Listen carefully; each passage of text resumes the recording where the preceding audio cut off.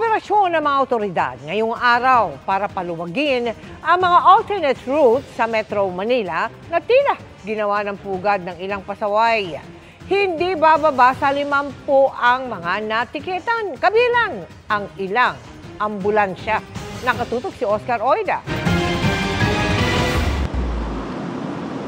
Mga sasakyang nakaparada sa magkabilaang gilid ng Biaya Road at Miriam Defensor Santiago Avenue sa Quezon City ang dinatnan ng GMA Integrated News kahapon.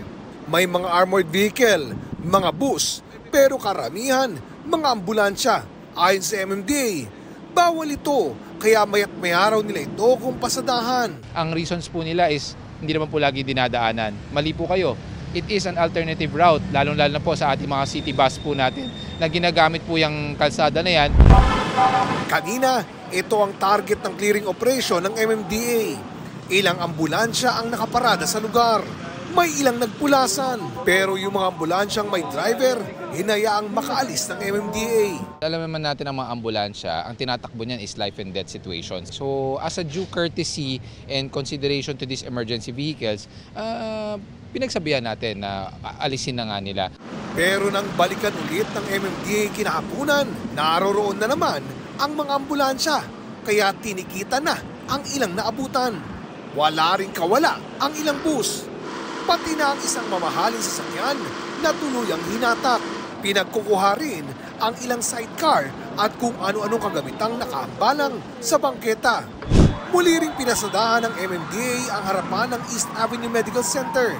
At gaya kahapon, marami na namang nakahambalang sa bike lane, kaya maraming natikitan at natow.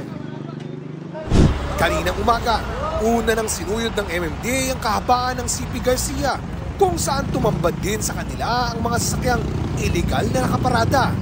Tinikita ng mga driver habang pinaghahatak naman yung mga sasakyang unattended. Despite the fact na ang dami nating signages na nakalagay na no parking, talagang pinaparadahan pa rin. So we have to implement what is right. Sa buong maghapon, hindi bababa sa 50 ang mga natikitan, habang aabot naman sa mahigit 30 ang bilang ng mga sakyang na tow.